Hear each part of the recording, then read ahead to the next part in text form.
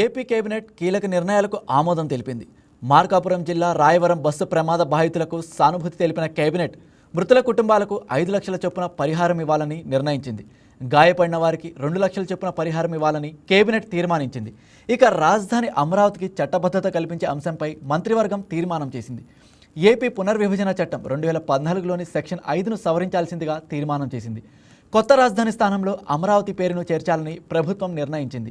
నీరుకొండలో SRM varsity భవనాల 60 మీటర్ల ఎత్తు వరకు నిర్మించేందుకు అనుమతికి అంగీకారం తెలిపింది. వడ్డేర సంఘాలకు ప్రాధాన్య క్రమంలో ఖనిజ లీజుల కేటాయింపులపై చర్చించిన కేబినెట్ ఖనిజ లీజుల కేటాయింపులో ప్రీమియం సీనరేజీ ఫీజులో 50% రాయితీ ఇవ్వాలని నిర్ణయించింది. ఇక ఏపీ కేబినెట్ కీలక నిర్ణయాలకు ఆమోదం తెలిపింది. మార్కాపురం జిల్లా రాయవరం బస్సు ప్రమాద బాధితులకు సానుభూతి తెలిపిన కేబినెట్ మృతుల కుటుంబాలకు 5 లక్షల చొప్పున పరిహారం ఇవ్వాలని నిర్ణయించింది. గాయపడిన వారికి 2 లక్షల చొప్పున పరిహారం ఇవ్వాలని కేబినెట్ తీర్మానించింది. ఇక రాజధాని అమరావతికి చట్టబద్ధత కల్పించే అంశంపై మంత్రివర్గం తీర్మానం చేసింది. ఏపీ పునర్విభజన చట్టం 2014లోని సెక్షన్ 5ను సవరించాల్సిందిగా తీర్మానం చేసింది. కొత్త రాజధాని స్థానంలో అమరావతి పేరును చేర్చాలని ప్రభుత్వం నిర్ణయించింది. నీరుకొండలో ఎస్ఆర్ఎం వర్సిటీ భవనాలు 60 మీటర్ల ఎత్తు వరకు నిర్మించేందుకు అనుమతికి అంగీకారం తెలిపింది.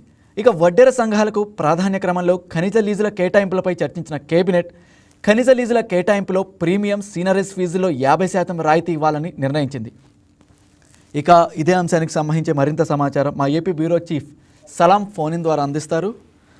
Yes, good afternoon Salam. ఇక ఏపీ కేబినెట్ కీలక నిర్ణయాలకు ఆమోదం తెలిపినట్లు తెలుస్తోంది. అందులో బస్సు ప్రమాద బాధితులకు సహాయం, అలాగే అమరావతి రాజధాని అంశం, ఇంకా ఎస్ఆర్ఎం యూనివర్సిటీ నిర్మాణానికి అనుమతి, ఇలా తదితర అంశాల గురించి కూడా కీలక చర్చలు కూడా జరిగినట్లు తెలుస్తోంది. దీనికి సంబంధించి మీరేమంటారు?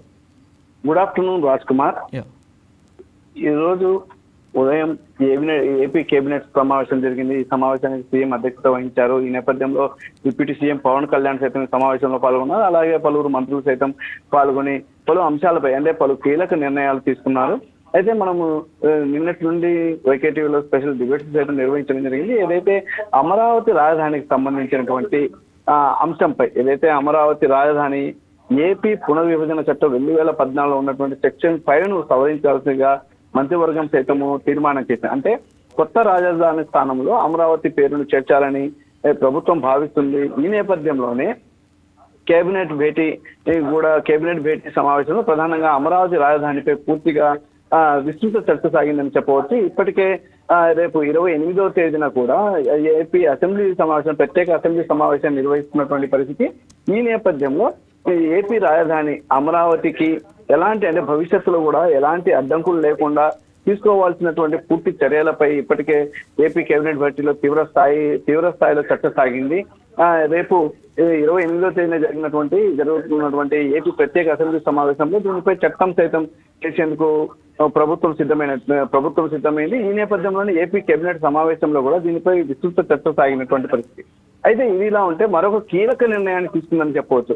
ఏదైతే ఎన్నికలకు ముందు మంత్రి నారా లోకేష్ నాడు నిర్వహించినటువంటి ఏదైతే యువగలం కార్యక్రమంలో ఒక హామీ ఇవ్వడం జరిగింది. ఏదైతే వడ్డెర సొసైటీలకు మైనింగ్ లీజులు ఇస్తామని, వారికి ఉపాధి అవకాశాలు మరింత దగ్గరికి చేరుస్తామని యువగలం సందర్భంగా నిర్వహించినటువంటి పాదయాత్రలో మంత్రి లోకేష్ అప్పట్లో వడ్డెర సంఘాలకు హామీ ఇవ్వడం జరిగింది. ఈ మేరకు వడ్డెర సొసైటీలకు మైనింగ్ లీజులు అందించేందుకు ఏపీ కేబినెట్ తీర్మానించింది. ఈ నేపథ్యంలో దీనిపై పూర్తిగా విస్తృత స్థాయి చర్చ సాగింది. అయితే ఏపీ కేబినెట్ తీర్మానంలో వడ్డెర సంఘాలకు పూర్తిగా ఖనిజ లీజుల కేటాయింపులపై సుదీర్ఘ చర్చ సాగడం, అదేవిధంగా ఖనిజ లీజుల కేటాయింపుకు సంబంధించినటువంటి సీనరేజ్ ఫీజుల్లో కూడా ప్రీమియం ఫీజుల్లో కూడా 50% రాయితీ కల్పించేందుకు ఏపీ కేబినెట్ తీర్మానించింది. అదేవిధంగా ఏదైతే ఈ రోజు ఉదయం మార్కాపురం పట్టణ కేంద్రం పరిధిలోని రాయవరం వద్ద జరిగినటువంటి బస్సు ప్రమాద ఘటనపై సైతము సుదీర్ఘ చర్చ సాగింది. అయితే ఇలాంటి ప్రమాదాలను నివారించేందుకు ప్రభుత్వం తరఫున ఎలాంటి చర్యలు తీసుకోవాలి అనేటటువంటి కోణంలో కూడా సుదీర్ఘ చర్చ సాగింది. నెక్స్ట్ ఇలాంటి ఘటనలు ఇలాంటి ప్రమాదాలు చోటు చేసుకోకుండా మనం ఎటువంటి చర్యలు తీసుకోవాలనేటువంటి కోణంలో కూడా సీఎం చంద్రబాబు నాయుడు సుదీర్ఘంగా చర్చించారు.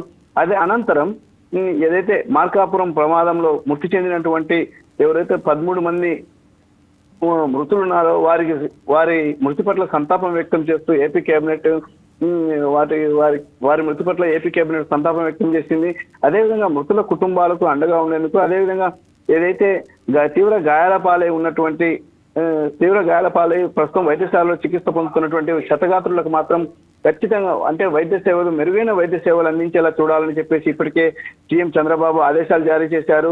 ఉదయం ప్రమాదం జరిగిన వెంటనే కూడా సీఎం చంద్రబాబు జిల్లా అధికారులతో, జిల్లా కలెక్టర్తో, జిల్లా ఎస్పీతో స్వయంగా మాట్లాడి అక్కడ ఉన్నటువంటి ప్రమాద స్థితిగతులను అన్ని అడిగి తెలుసుకున్నారు. ఇప్పటికే హోంమంత్రి వంగలపూడి అనిత సైతము ఏపీ కేబినెట్ భేటీకి గైర్హాజరై నేరుగా మార్కాపురంకు వెళ్లి అక్కడ జరుగుతున్నటువంటి ఏదైతే క్షతగాత్రులకు జరుగుతున్నటువంటి వైద్య సదుపాయాల గురించి ఆరా తీశారో, అదేవిధంగా ప్రమాద ఘటనా స్థలాన్ని పరిశీలించారు. అక్కడ ఏదైతే ఈ ప్రమాదం జరిగేటందుకు ఏదైతే కారణం ఉందో అంటే మున్ముందు ఇలాంటి ప్రమాదాలు జరగకుండా అన్ని చర్యలు తీసుకుంటామని కూడా హోంమంత్రి వంగలపూడి అనిత చెప్పినటువంటి పరిస్థితి. దీనిపై కూడా కేబినెట్ లో చర్చించడం జరిగింది.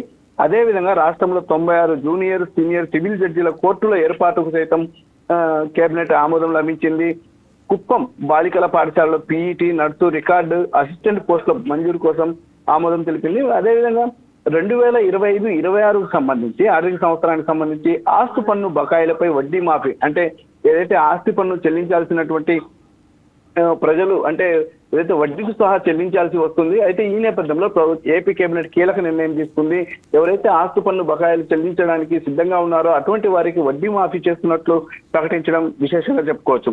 అంతేకాకుండా పలు సంస్థలకు భూ కేటాయింపులకు సంబంధించి కూడా ఈ రాష్ట్ర మంత్రివర్గం నిర్ణయం తీసుకుంది. అలాగే జలవనరుల శాఖలో వివిధ ప్రాజెక్టుల ఆధునీకరణ, మరమ్మతులకు సంబంధించి ఏవైనా పరిపాలనా అనుమతుల గురించి కూడా సుదీర్ఘ చర్చ సాగింది. మొత్తం మీద సీఎం చంద్రబాబు నాయుడు ఏదైతే అమరావతి రాజధాని లక్ష్యంగా అంటే ఈ రోజు ఈ ఏపీ కేబినెట్ భేటీ సమావేశం జరిగినప్పటికీ పలు కీలక నిర్ణయాలు కూడా తీసుకోవడం, వడ్డెర సంఘాలకు ప్రధాన ఖనిజ లీజులు కేటాయింపుపై కానివ్వండి, అదేవిధంగా వారికి 50% రాయితీ అంటే ప్రీమియం సీనరైజ్ ఫీజుల్లో కూడా 50% రాయితీ కల్పిస్తూ తీసుకున్నటువంటి నిర్ణయం కూడా మంచి కీలక నిర్ణయంగా మనం చెప్పుకోవచ్చు. మొత్తం మీద అమరావతి రాజధానిపై చట్టబద్ధత అవసరమని ఇప్పటి చట్టబద్ధత కల్పించేందుకు ఏపీ పునర్విభజన చట్టం 2014లో సెక్షన్ 5ను సవరించేందుకు మంత్రివర్గం తీర్మానించింది. రేపు 28వ తేదీన ఏపీ అసెంబ్లీ ప్రత్యేక సమావేశాన్ని నిర్వహిస్తున్నారు. ఈ సందర్భంగా అమరావతి రాజధానిగా చట్టబద్ధత కల్పించి ఆ యొక్క ఏదైతే పూర్తి స్థాయి తీర్మానాన్ని అక్కడికి అంటే కేంద్రానికి అందించేందుకు కూడా ప్రభుత్వం సిద్ధమవుతున్నటువంటి పరిస్థితి. ఓకే సలాం. ఇక ఆల్రెడీ మన రాజధాని గురించి కూడా ఇప్పుడు మీరు మాట్లాడారు. అయితే అందులో సెక్షన్ 5 సవరణ అనేది ఉంది. అది జస్ట్ అసలు అదేంటి సెక్షన్ 5 సవరణ అనేది సామాన్య ప్రజలకు తెలిసేలా కాస్త వివరించండి. అలాగే దీంతో పాటు కూడా నీరుకొండల ఎస్ఆర్ఎం యూనివర్సిటీ కూడా 60 మీటర్ల ఎత్తు భవనాల అనుమతి అన్నారు కదా, అసలు దాని వెనుకున్న కారణం ఏంటి అసలు? ఇలా వాస్తవంగా చెప్పాలని అంటే ఏదైతే నీరుకొండలో ఉన్నటువంటి ఎస్ఆర్ఎం యూనివర్సిటీ 60 మీటర్ల ఎత్తు వరకు అకాడమిక్ భవనాల నిర్మాణానికి కేబినెట్ అనుమతిని ఇవ్వడం కూడా ఇందులో ప్రత్యేకంగా మనం చెప్పుకోవచ్చు. అదేవిధంగా ఏదైతే అమరావతి రాజధానికి సంబంధించి మాత్రం అంటే గతంలో మనకు అంటే ఏపీ పునర్విభజన చట్టం సెక్షన్ 5 అంటే గతంలో మనకు ఏదైతే అంటే ఉమ్మడి ఆంధ్రప్రదేశ్ పునర్విభజన తర్వాత మనకు రాజధానిగా అప్పట్లో వచ్చినటువంటి టీడీపీ ప్రభుత్వము రాజధానిగా అమరావతిని గుర్తించింది. ఆ తర్వాత పాలనా పగ్గాలు ఏదైతే జరిగినటువంటి ఎన్నికల్లో వైసీపీ అధికారంలోకి రావడము, ఆ తర్వాత 3 రాజధానుల అంశం అనేది తెరపైకి వచ్చింది. 3 రాజధానుల అంశం తెరపైకి రావడంతో కాస్త గందరగోళమైనటువంటి పరిస్థితి కూడా ఏపీ ప్రజల్లో ఉందని చెప్పుకోవచ్చు. ఎందుకంటే 3 రాజధానులు అనేటటువంటి అంశమే వైసీపీ అంటే 2024లో జరిగినటువంటి వైసీపీ ఓటమికి కూడా ఒక కారణంగా రాజకీయ విశ్లేషకులు భావిస్తున్నటువంటి పరిస్థితి. ఈ నేపథ్యంలో కూటమి ప్రభుత్వం అధికారంలోకి రాగానే నేరుగా సీఎం చంద్రబాబు నాయుడు సైతము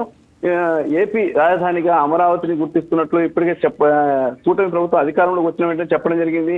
ఏదైతే ప్రభుత్వం అధికారంలోకి రాగానే అమరావతి వద్ద నిత్యం ఏదైతే పనులు సైతం అంటే అభివృద్ధి పనులు కూడా వేగవంతంగా సాగుతున్నటువంటి పరిస్థితి ఉంది. అయితే అదే స్థాయిలో నెక్స్ట్ ఏదైనా చట్టబద్ధత కల్పించాలి, ఏపీ రాజధానిగా అమరావతికి చట్టబద్ధత కల్పించాలి అన్నది ముఖ్యంగా ప్రభుత్వ ఉద్దేశము.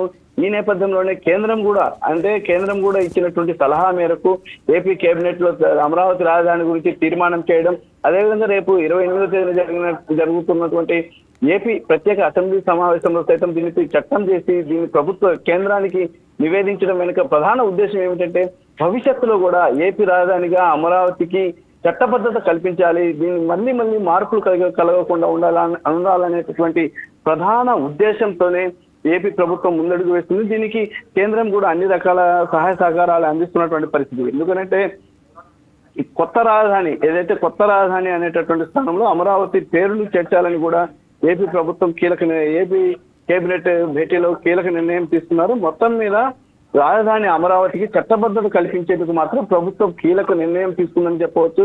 రేపు ప్రత్యేక అసెంబ్లీ సమావేశం తర్వాత మాత్రం దీని మీద అసెంబ్లీ సమావేశం తర్వాత కేంద్రానికి కూడా నివేదికలు సమర్పించి ఎట్టి పరిస్థితుల్లో అంటే మున్ముందు రాజధాని అమరావతికి ఎలాంటి మార్పు జరగకుండా చూసేందుకు రాష్ట్ర ప్రభుత్వం ముందడుగు వేస్తుందని చెప్పవచ్చు. Raj Kumar. Okay, right, Salam, thank you.